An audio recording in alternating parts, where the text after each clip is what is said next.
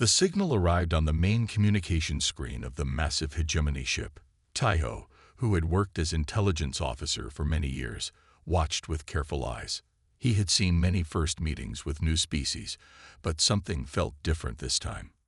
"This is Captain Park from Earth Alliance Ship Horizon. We come in peace," said the human voice from the small ships floating in space before them. Commander Juwu laughed quietly beside Taiho. "Look at those ships. They're using old materials. Their engines are like children's toys compared to ours." Taiho frowned.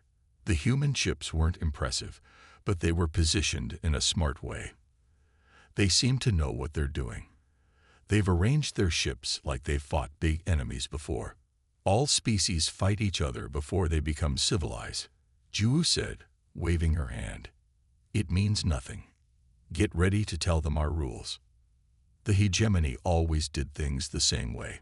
Meet new species, tell them to join, offer some protection, take control. It had worked for thousands of years. When the meeting started, Taiho watched the human captain closely. Captain Park was smaller than Taiho expected, with less armor and strange, soft features.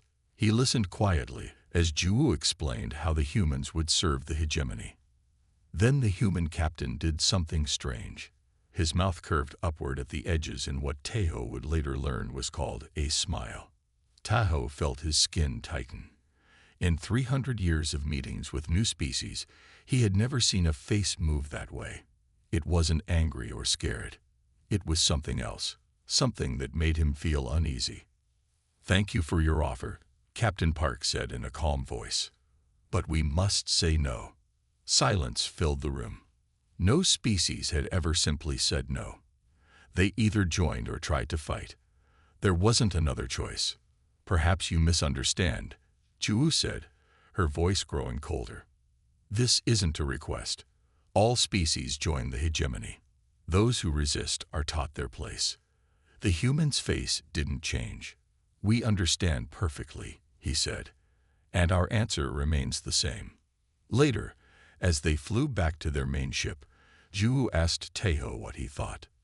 "The smile," Taiho said, still troubled. That movement of his face. "I don't know what it meant." "You're worried about how his face twitched." Juwu laughed. "These humans are nothing. They'll learn their place soon enough." But Taiho couldn't forget that expression. He checked the ship's records about humans, but found very little. The smile could mean many things: happiness, danger, or knowing a secret. Humans were strange that way. That night, Taiho couldn't sleep. The image of Captain Park's calm face and that unusual smile kept appearing in his mind. Most species showed fear when meeting the hegemony. Some showed anger. None had ever shown whatever that expression was. "Computer," he said quietly, "show me the human ships again." The screen lit up with images of the Earth vessels. They looked simple, but Taiho noticed small things now. The way their weapons were hidden, how their engines seemed basic but had unusual energy readings, the perfect formation they maintained. "Computer, compare their technology to our records of other species at first contact." The computer worked for a moment, then showed results that troubled Taiho even more. The humans didn't fit any pattern. Some of their technology seemed advanced, other parts primitive. It was as if they're hiding something, Taiho whispered. He tried to explain his concerns to Juwu the next morning, but she didn't listen. "Prepare the attack ships," she ordered. "We'll show these humans what happens to those who refuse the hegemony." As the massive hegemony fleet moved toward the small group of human vessels, Taiho watched the screens with growing worry. The humans weren't running away. They weren't calling for help. They were simply waiting, maintaining their perfect formation. And somewhere on those ships, Taiho knew, Captain Park was probably smiling again. Taiho didn't sleep for 3 full days. He sat in his private quarters, surrounded by data screens that showed videos of humans. The hegemony database had very little information about these creatures from the unexplored part of space, but what he found made him nervous. "Computer, play the meeting video again," Taiho said. The screen showed Captain Park's face as he smiled. Taiho watched it over and over. When he finally left his room, his eyes were red from lack of sleep. He walked straight to Chief Strategist Minji's office. "I've been studying humans," Taiho said without greeting. "Their faces are remarkable communication tools. The smile we saw isn't simple. It can mean many things. Happiness, yes, but also challenge or knowing something we don't." Minja looked up from his work with a bored expression. "Is this why you called an urgent meeting? To talk about their faces?" "It's important," Taiho insisted. "We don't understand them." "What I understand," Minja said, tapping his screen, "is that their ships are weak, their weapons are basic, and their numbers are small. Their facial twitches don't matter." Taiho wanted to argue more, but a message flashed on both their screens. A hegemony patrol had caught a small human scout ship near the outer defensive line.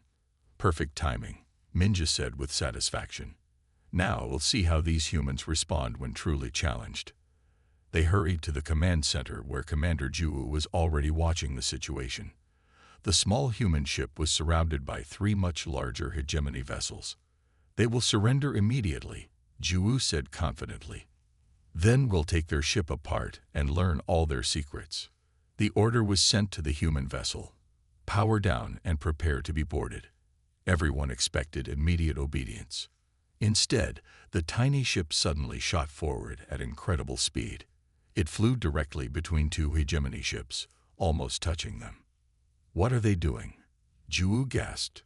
"That's suicide." The tactical computer flashed warnings. ERATONAL, BEAAVOR, CAN note PUREDICTP8A. But the human ship wasn't behaving irrationally at all.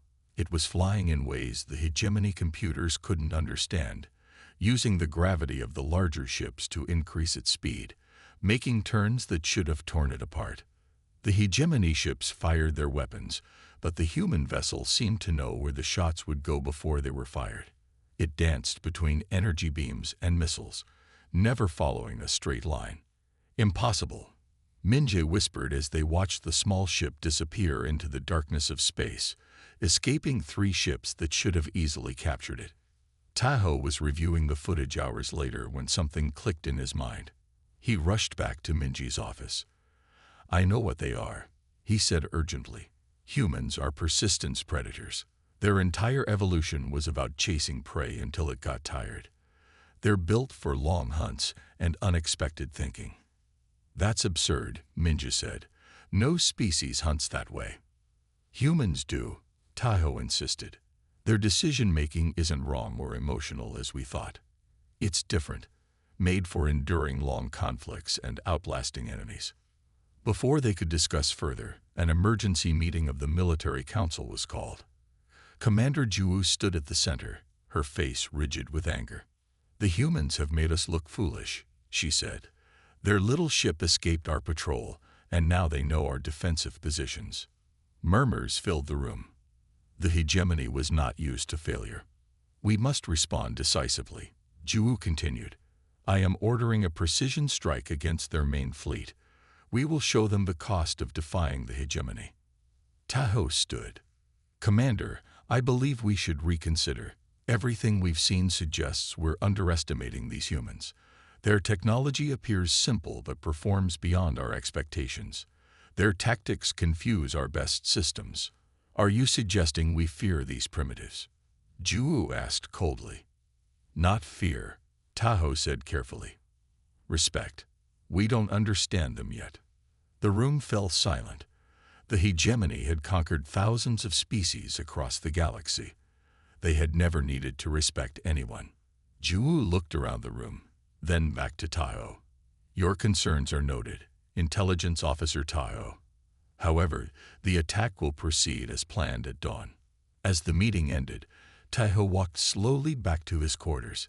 He couldn't shake the memory of Captain Park's smile, the way his eyes had shown something beyond his words.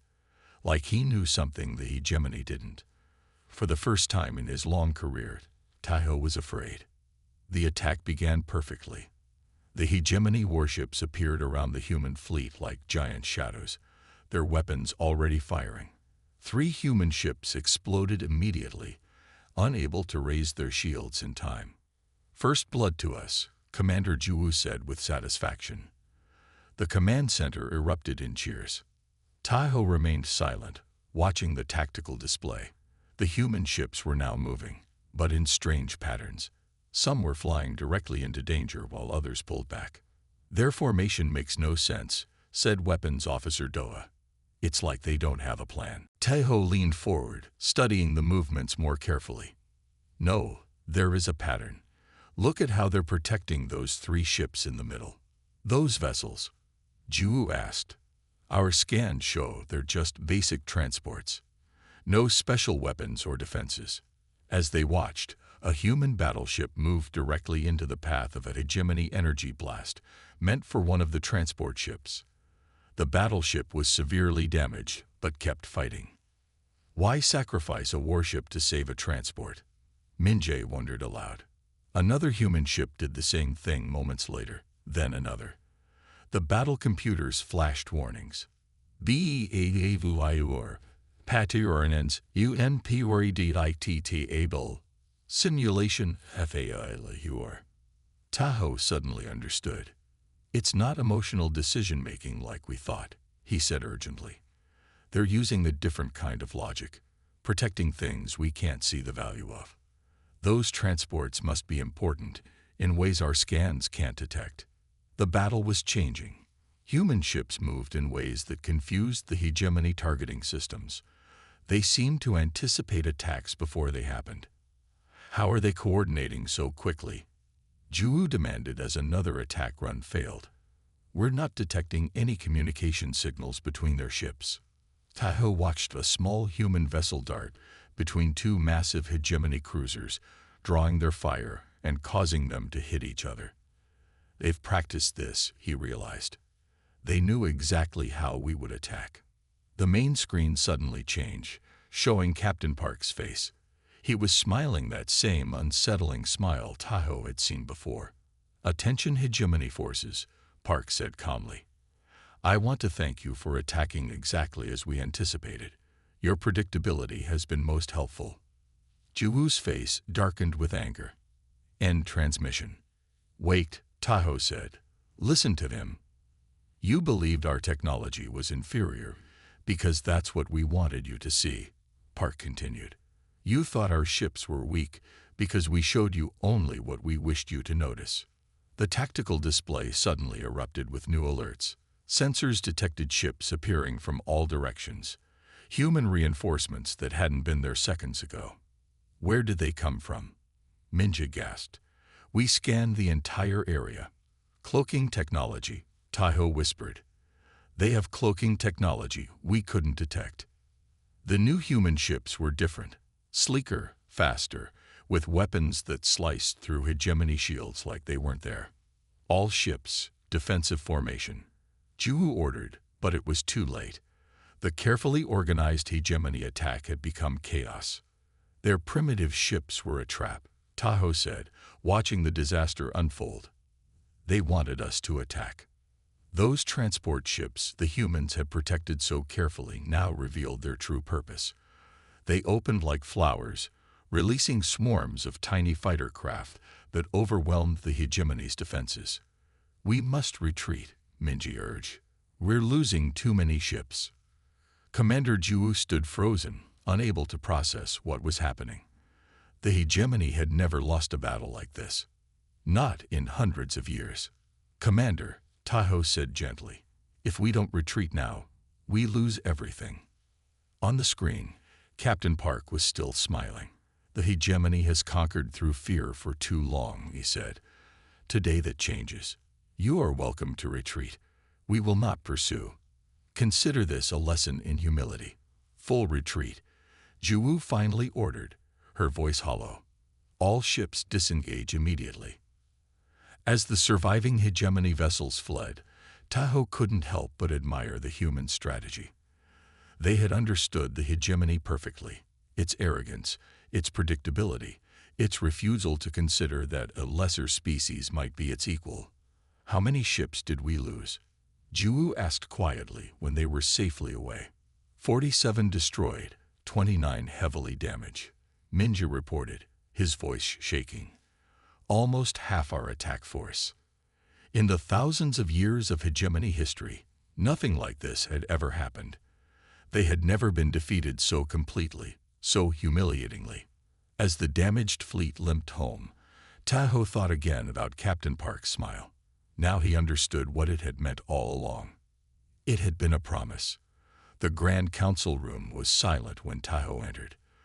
The long table where the most powerful leaders of the hegemony sat seemed larger than before. Perhaps it was the empty seats, leaders who had died in the failed attack against the humans. Officer Tahoe, Supreme Commander Juwu's voice was different now. The pride was gone. You were right about the humans. The Council has given you an important task.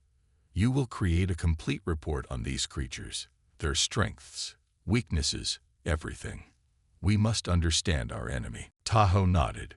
For 3 weeks, he worked without stopping.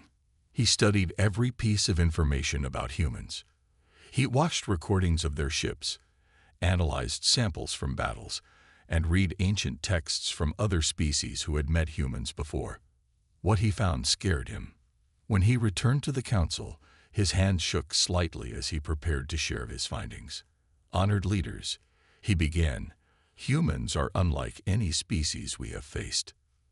The screens around the room showed images of Earth, the human home world.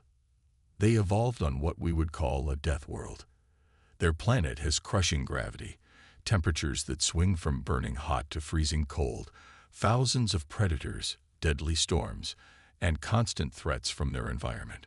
The Council members shifted uncomfortably. Most species that evolve in such conditions become simple and aggressive, said Elder Counselor Chuno. Why are humans different? Because they adapted in unusual ways, Tahoe explained. Instead of growing stronger or faster, they developed incredible endurance and problem-solving abilities. They can keep going when any reasonable creature would stop. He showed a recording of ancient humans hunting, following large animals for days until the prey collapsed from exhaustion. And this explains their strange warfare tactics, asked Military Director Sunwoo. Yes, but there's more, Tahoe continued. What we thought was technological backwardness was actually careful hiding of their true abilities. Throughout their history, humans have been repeatedly underestimated by enemies, and they use this to their advantage. He showed examples from human history, smaller armies defeating larger ones, weaker countries outsmarting stronger ones. The smile that troubled me from the beginning was part of this strategy, Tahoe said. Captain Park knew we would misjudge them. He knew we would attack, and he knew they would win. The room was completely silent now. Their technology is actually far beyond what they first showed us.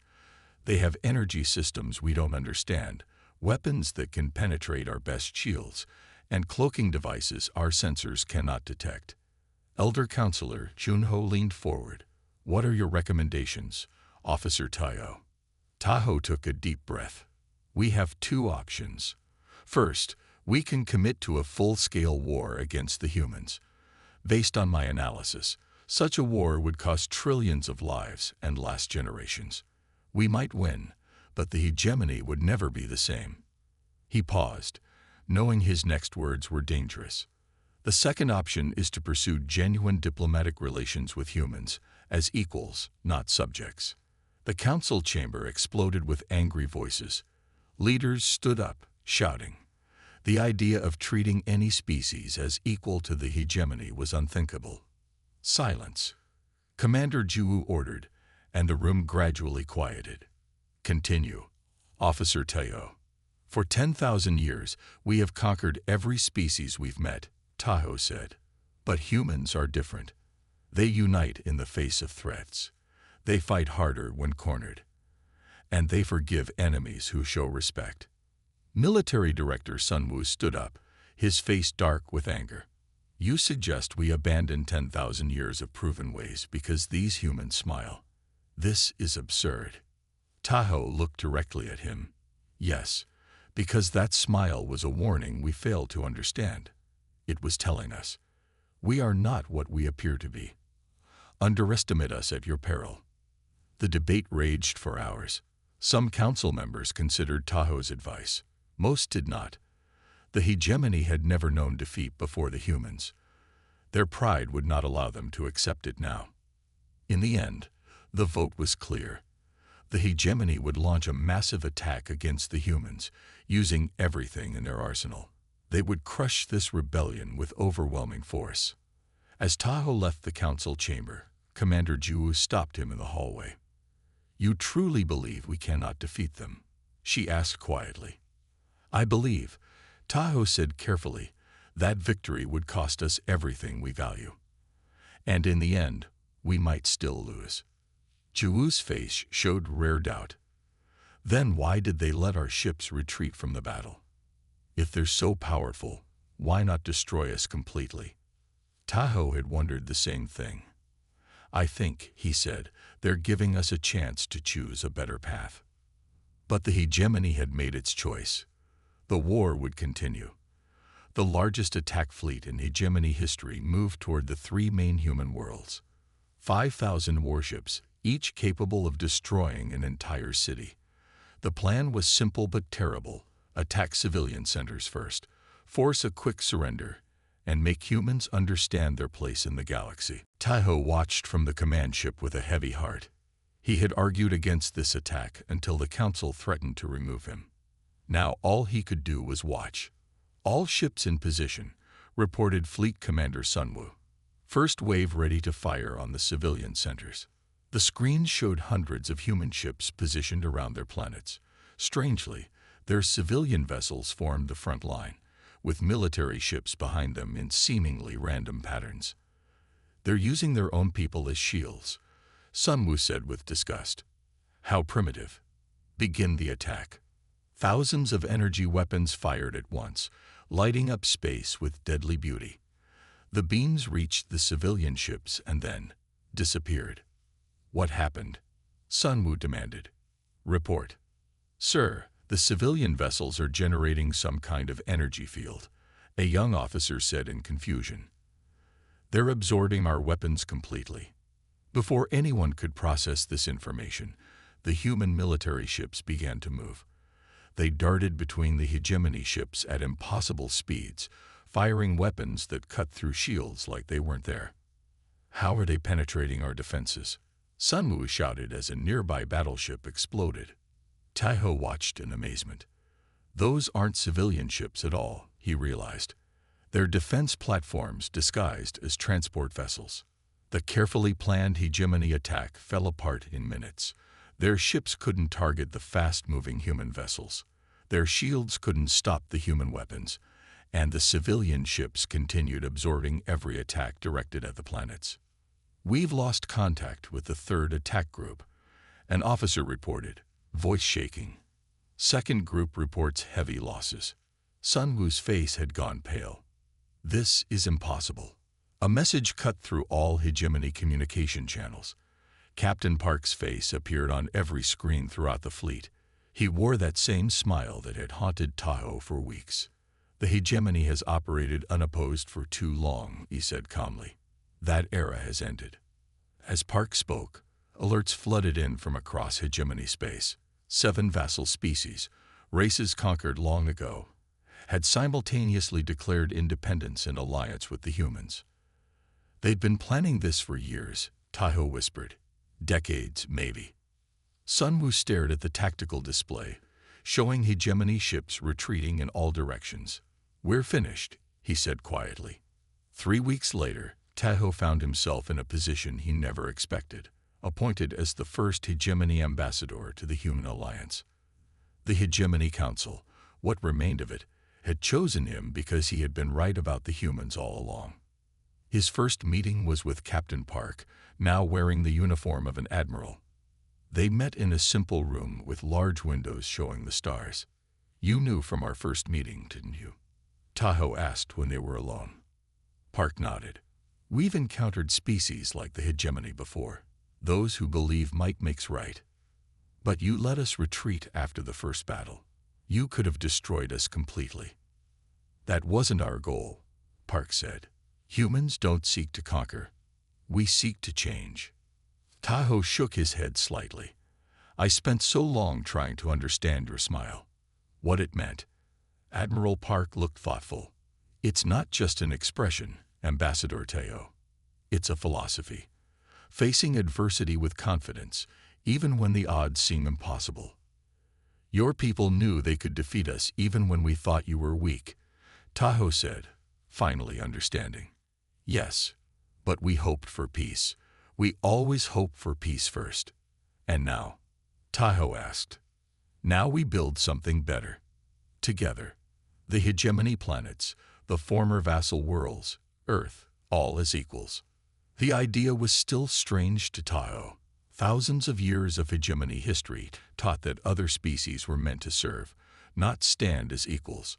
But that world was gone now. I would like to learn, Tahoe said carefully, about humans, about this new way. Admiral Park nodded. And we would like to learn about you, not as conquerors, but as friends. Tahoe thought about all he had seen, the battles, the surprising defeat, the collapse of everything he had believed in. Yet somehow he felt something new, something like hope. For the first time in his long life, Tahoe tried to smile back. His face felt strange as his mouth curved upward, but Admiral Park's eyes showed approval. You're a natural, Ambassador, Park said with a warm laugh. That's the first step toward understanding each other. As they turned to watch the stars together, Tahoe realized that the end of the hegemony wasn't the disaster he had feared. It was the beginning of something new, something, perhaps, better.